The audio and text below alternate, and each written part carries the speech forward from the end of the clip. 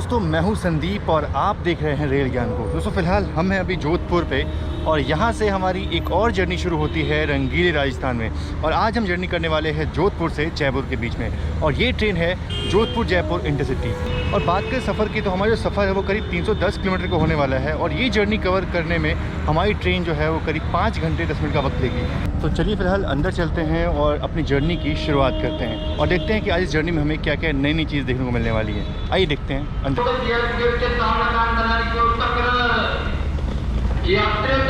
सामाजिक दूरी बनाकर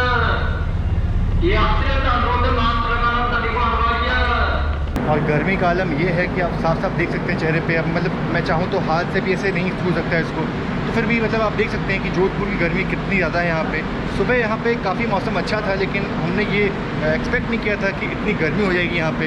हालांकि राजस्थान फेमस है गर्मी के लिए, तो गर्मी नहीं होगी यहाँ पे तो क्या ओले थोड़ी ना बरसेंगे यहाँ पे।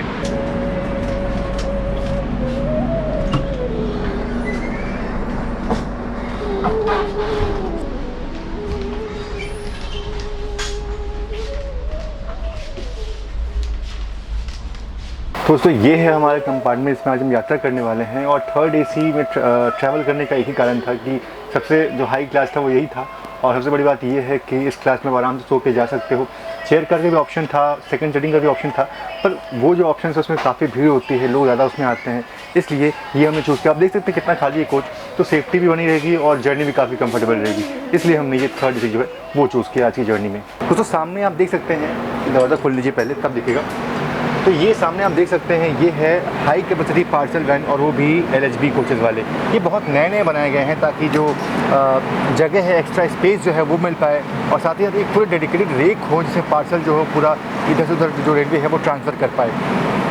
इससे पहले होता ये था कि नॉर्मली ISIF कोचेज़ में ये पार्सल वैन लगे होते थे पीछे की तरफ, जिनमें ज़्यादा कैपेसिटी नहीं होती थी, लेकिन ये जो पार्सल वैन है इनमें कैपेसिटी काफ़ी अधिक है। और साथ ही साथ एक और सबसे अच्छी चीज़ ये है कि जो ICF कोचेज़ वाले पार्सल वैन होते थे उनकी स्पीड 110 किलोमीटर पर आवर की होती थी, उससे ऊपर वो नहीं आ सकते थे। लेकिन ये जो पार्सल वैन है ये 130 किलोमीटर पर आवर की रफ्तार में चल सकते हैं और भविष्य में इनको 160 की रफ्तार में भी चलाया जा सकता है। तो दोस्तों हमारे ट्रेन का जो डिपार्चर है वो बिल्कुल तय वक्त हो चुका है, यानी कि 4 बजे हमारी ट्रेन अब निकल चुकी है जोधपुर से। एक बात मैं बोलूँगा कि स्टेशन बहुत ही साफ़ है और बहुत ही अच्छा स्टेशन है ये।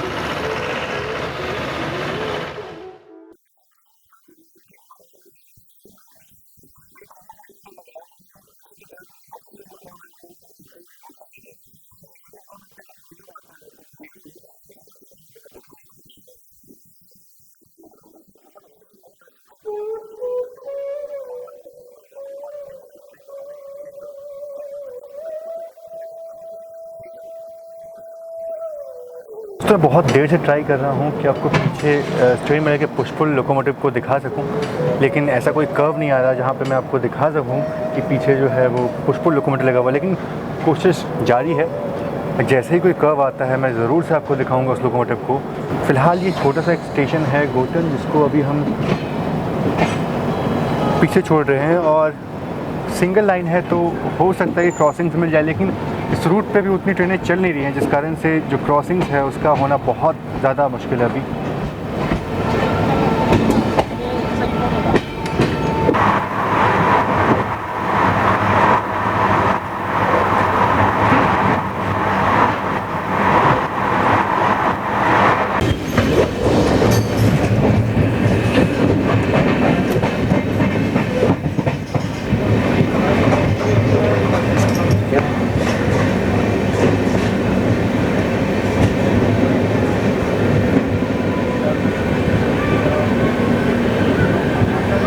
फ़िलहाल हम पहुंच चुके हैं मेरठा रोड और नॉर्मल स्टेशन नहीं है बल्कि एक जंक्शन है।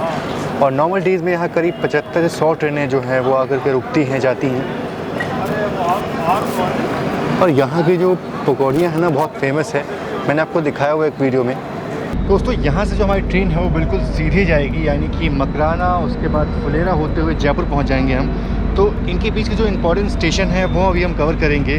बाकी पहले पूरा जो रूट था वो मीटर गेज पे था, लेकिन अब ये पूरे ब्रॉड गेज हो चुके हैं। और साथ ही साथ अभी फ़िलहाल ये सिंगल लाइन डीजल हैं, लेकिन बहुत ही जल्दी जो इलेक्ट्रिफिकेशन का काम है वो भी इस पर होने वाला है।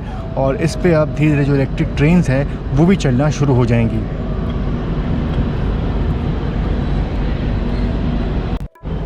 तो चलिए, हमारी ट्रेन का जो डिपार्चर है वो हो चुका है। और एक चीज़ और है, पीछे पुश-पुल लोकोमोटिव लगा हुआ है। तो चलिए देखते हैं कि जो ट्रेन का एक्सेलरेशन है वो कैसा है, मतलब कितने लिए ट्रेन जो है वो स्पीड पकड़ती है।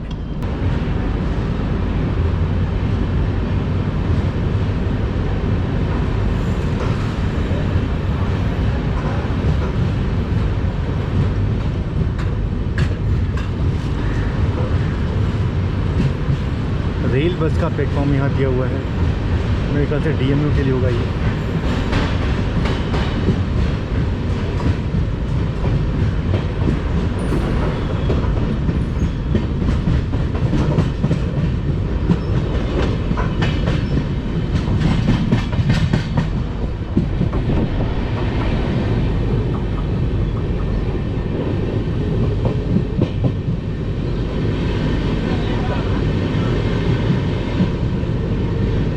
एक्सेलरेशन कोई ख़ास नहीं है, क्योंकि हो सकता है कि TSR हो, टेम्परेरी स्पीड रिस्ट्रिक्शन हो, जिस कारण से ये चीज़ें हो रही हो।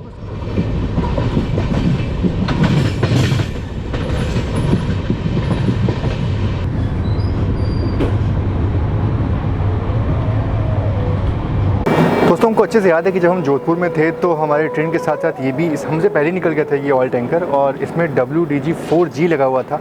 तो हो सकता है कि आगे हमें वो देखने को मिल जाए। और ये वही ऑयल टैंकर लग रहा है, और सामने भी WDG4G है, वो शायद वही, मेरे ख्याल से WDG4G है वो। खैर, अभी हम आगे चलेंगे तो खुद ब खुद आपको दिख जाएगा। तो हमारी ट्रेन जो है वो अब चल दी है, और सामने जो है वो WDG4G है मेरे ख्याल से। देखिए, अब तो कॉमन हो चुका है, बहुत बड़ी बात तो नहीं रह गई है, अब तो हर जगह दिख जाता है। लेकिन फिर भी हम इसको ओवरटेक कर रहे हैं। हमसे पहले ये निकला था, करीब 40 मिनट पहले ही हमसे निकल गया था ये, और इसको हम ओवरटेक करने वाले हैं। अब इस रूट पर ज़्यादा कुछ गाड़ियाँ हैं नहीं, तो फिर अब यही से ओवरटेक करके अच्छा लगता है।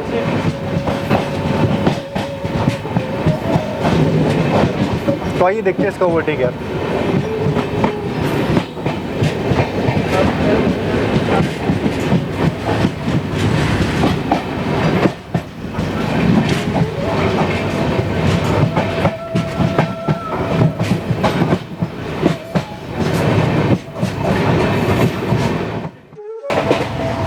कितनी खूबसूरत शाम है ये, और सामने आप देखते हैं ये बाजरे के जो खेत हैं वो लगे हुए हैं।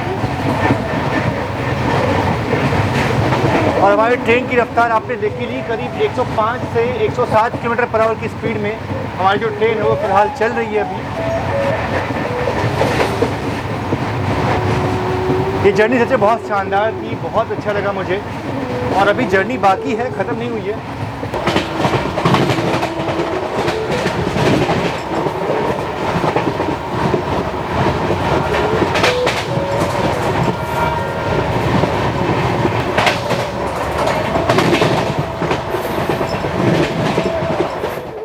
तो बस हम कुछ ही पलों में देगाना जंक्शन जो है वो पहुंचने वाले हैं। पहुंचने के बाद होगा ये,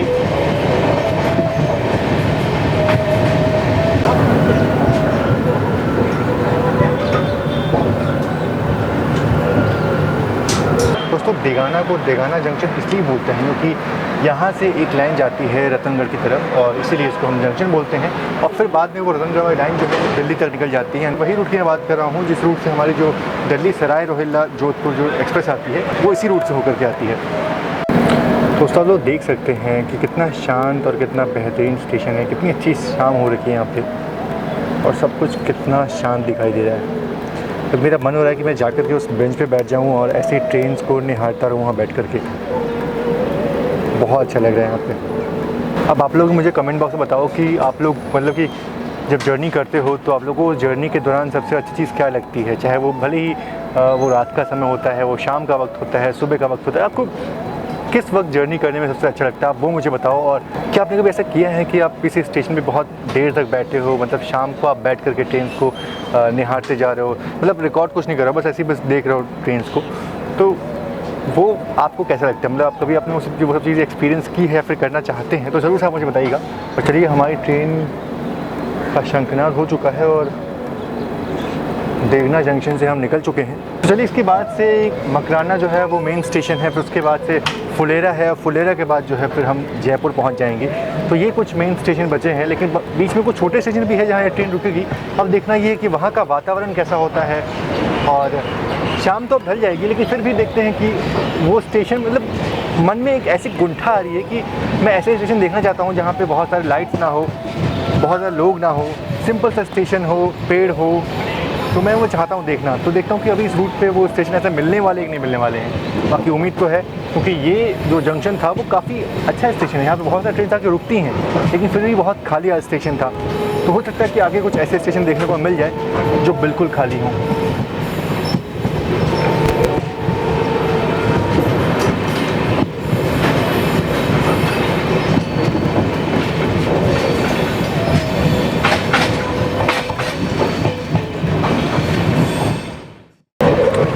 दोस्तों, फ़िलहाल हम अब पहुंचने वाले हैं मकराना, और मकराना का नाम सुनते आपके दिमाग में क्या आता है? मेरे दिमाग में आता है सफ़ेद मकराना के मार्बल। तो आप लोग बताइए कि मकराना जो है, क्या वो सच में मार्बल्स के लिए फेमस है? देखिए, जहाँ तक मुझे पता है कि मकराना के जो मार्बल्स है वो पूरे भारत में जो है वो बहुत प्रसिद्ध हैं, बहुत ज़्यादा यहाँ से उसका एक्सपोर्ट होता है। तो ये मकराना की बहुत बड़ी विशेषता है। और फ़िलहाल हम मकराना जंक्शन जो है वो पहुँच चुके हैं।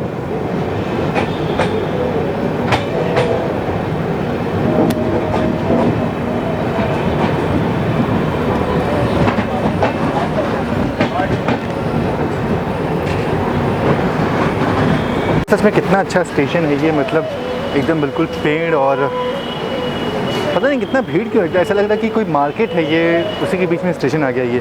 मतलब बीच में आप ये पेड़ देख सकते हैं और इतनी भीड़ चलती जा रही है। शायद ये जयपुर वाली भीड़ है, और हो सकता है कि इनमें से बहुत लोगों के पास टिकट ना हो, क्योंकि शायद अंदर घुसने का यहाँ मार्ग जो है वो पूरा खुला हुआ मेरे ख्याल से। खैर, अब आपके दिमाग में एक क्वेश्चन आ रहा होगा कि मकराना को मकराना जंक्शन क्यों बोलते हैं? मतलब जंक्शन तो वो होता है ना जहाँ पे दूसरी लाइन मिलती हो। तो जंक्शन को इसलिए बोलते हैं कि बक्सर के लिए यहाँ से एक छोटी सी लाइन गई हुई है, बस इसी कारण से इसको जंक्शन बोलते हैं। चलिए अंदर चलते हैं, क्योंकि अब हमारे ट्रेन के आगे निकलने का जो है संकेत हो चुका है। तो चलिए वापस से चलते हैं, और इसके बाद अब सीधे मिलते हैं आपसे फुलेरा में। और फुलेरा के बाद बस छोटी जर्नी रह जाएगी हमारी, यानी कि फुलेरा के बाद बस चंद घंटों में फिर हम जयपुर पहुंच जाएंगे। अच्छा, इस तरफ प्रॉपर शेड बना हुआ है, उस तरफ बस पेड़ ही पेड़ थे।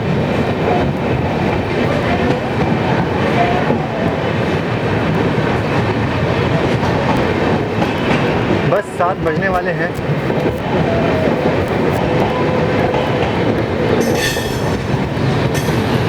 और हमारी जर्नी भी करीब 9 बजे ख़त्म हो जाएगी। लगभग 2 घंटे का सफ़र है वो बचा है बस।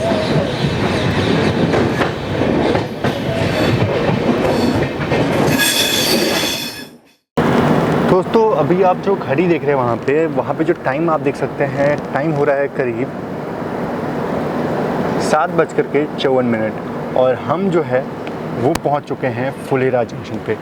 वैसे जो टाइम है फुलेरा जंक्शन का वो है करीब 8:22। तो यहाँ हम बहुत ज़्यादा जल्दी आ चुके हैं, मतलब करीब आप दिखाया तो आधे घंटे पहले हम यहाँ पहुँच चुके हैं। दोस्तों, फुलेरा तो हम आ चुके हैं, और फुलेरा आने के बाद चलिए थोड़ा चाय पीते हैं। दोस्तों, पूरे रास्ते भर में आपसे ये बोलता रहा कि पीछे हमारे एक लोगो लगा हुआ है पुष्पुल में, और जैसे कर्व आएगा हम आपको दिखाएंगे उसको, लेकिन कर्व आया ही नहीं जल्दी ठीक से, और हम ना उसको दिखा पाए। तो चलिए, अब ट्रेन यहाँ रुकी है तो आपको तसल्ली से दिखाते हैं कि पीछे की तरफ एक EMD जो है वो लगा हुआ है, और हमारी जो ट्रेन है वो पुष्पुल मोड में चल रही है, यानी कि आगे भी लोकोमोटिव और ट्रेन के ठीक पीछे भी लोकोमोटिव, और ये रहा वो पुष्पुल वाला लोकोमोटिव। तो ये आप देख सकते हैं, इस ट्रेन के बिल्कुल पीछे जो है वो एक और EMD लगा हुआ है, और दोनों EMD यानी कि एक आगे और एक पीछे, दोनों EMD एक साथ मिल करके ट्रेन को पुश और पुल कर रहे हैं। चलिए फिलहाल चलते हैं और थोड़ा चाय पीते हैं, और उसके बाद आपसे मिलते हैं जयपुर में, और आपको जयपुर का अराइवल दिखाएंगे, और उसके बाद से ब्लॉग तो खत्म हो जाएगा फिर। चलिए फिलहाल अभी तो काफ़ी टाइम है, तब तक चाय पीते हैं।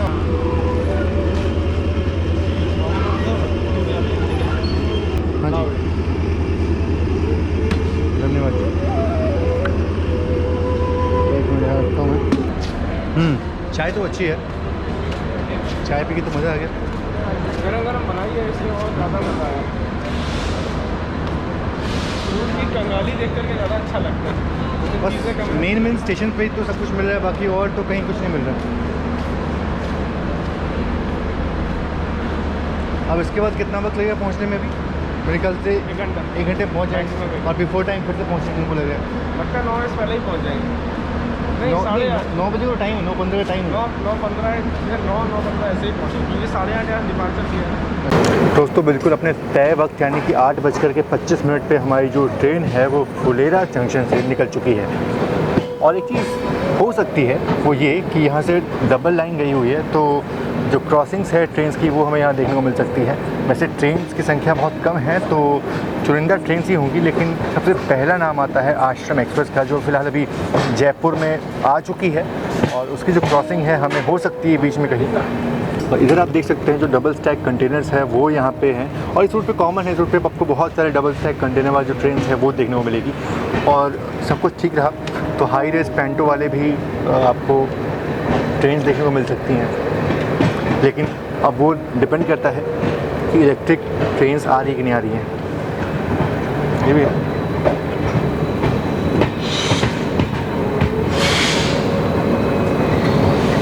एक ज़माने में बहुत ही बड़ा मीटर गेज ट्रेन का हब हुआ करता था, और फुलेरा का जंक्शन भी था मीटर गेज का। जब लोकोमोटिव की रिपेयरिंग सब कुछ यहीं होती थी, इवन स्टीम लोकोमोटिव। तो आपने सुना सत्या भाई ने बोला कि पहले मीटर गेज का पूरा ये हब था, और कहाँ की ट्रेन चलती थी मीटर गेज की यहाँ से? उतना आइडिया नहीं है, बस इतना आइडिया है कि मतलब जिस रूट से हम आ रहे हैं पहले तो वहाँ चलती थी वो पूरा मीटर गेज सब। जोधपुर, क्योंकि बहुत बड़ा हब था, यहाँ ब्रॉडगेज थी नहीं।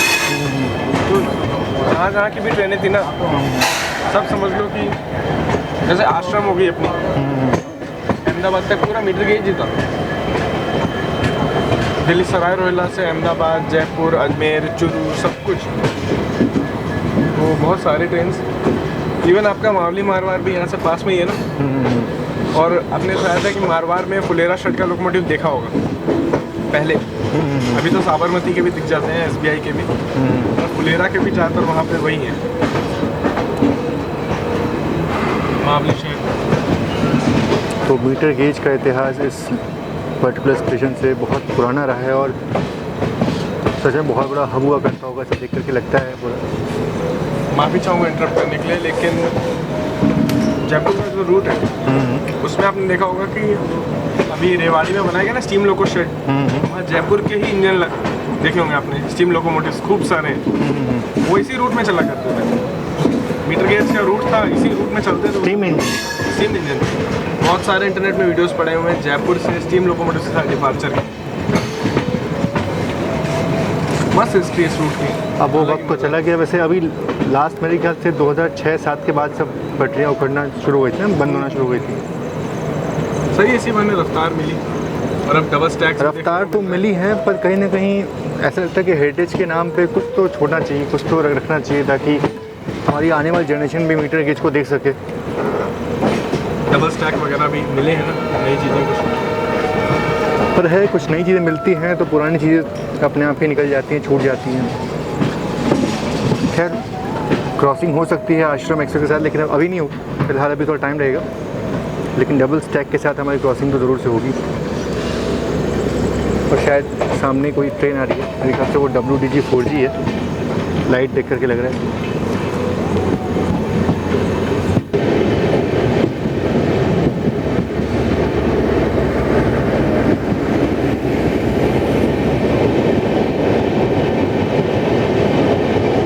एक और बात मैं आप सभी से कहना चाहता हूँ कि आपसे बातें करते करते क्या होता है ना कि मास्क जो है वो नीचे चला आता है। तो आपने देखा होगा मेरे क्लिप्स में कि जो मेरा मास्क है वो ऐसे नाक के नीचे कभी कभी रहा है, मतलब देखा होगा आपने। तो ये सिर्फ बात करते करते नीचे चला आता है, बाकी फुल टाइम मास्क ऐसे ही रहता है। देखिए अब यहाँ पे कोई बहाना नहीं बना सकता, ठीक है, चाहे हम हो चाहे आप हो। अब यहाँ पे अपनी सुरक्षा जो है वो अपने हाथों में ही है, तो अगर हम लापरवाही करेंगे तो जाहिर तौर पे हम वो भुगतेंगे उस चीज़ को लेकर के। तो यहाँ पे ऐसा कुछ नहीं है कि कोई बचने के लिए कोई कुछ बोल रहा है या फिर किसी को बुरा लग जाए, ऐसा कुछ नहीं है। तो इसके लिए आप लोग कुछ गलत मत समझिएगा, बाकी बस यही एक रीज़न था।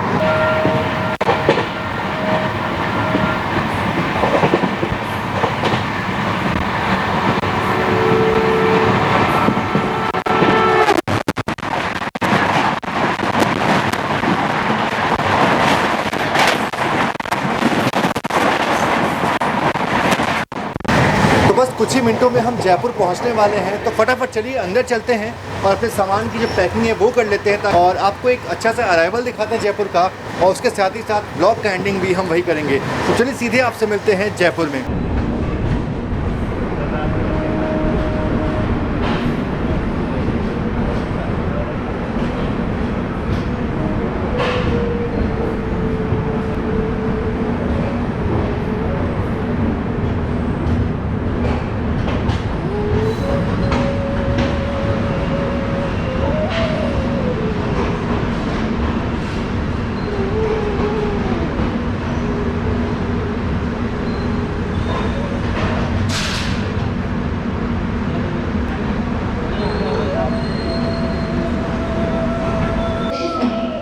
दोस्तों आखिरकार हम जयपुर जंक्शन पहुंच चुके हैं, और हमारी ट्रेन जो है अपने निर्धारित समय से करीब 10 मिनट पहले ही जयपुर पहुंच चुकी है। और सबसे अच्छी बात इस जर्नी की ये रही कि जो शाम का वक्त था ना स्पेशली, बहुत ही अच्छा था, रूट बहुत ही सुंदर था। और मेरे साथ सफ़र कर सत्या भाई भी। सत्या भाई, आपको भी जर्नी मेरे ख्याल से बहुत अच्छी लगी होगी। हमारी बहुत दिनों से इच्छा थी कि फुलेरा में उतरे और आज उतरे, और हमें अच्छा खासा 40 मिनट का शायद आधे घंटे बिल्कुल, हाँ, मिल गया। काफ़ी टाइम मिला वहाँ पे। बहुत सारी बातें की, बहुत सारी चीज़ें आप लोग से शेयर की। ओवरऑल जर्नी बहुत अच्छी थी। मतलब मैं चाहता हूँ कि ऐसी शॉर्ट जर्नी से, लेकिन मेन हाईलाइटेड चीज़ आपको दिखा पाए, जैसे आज दिखा पाए बहुत सारी चीज़ें।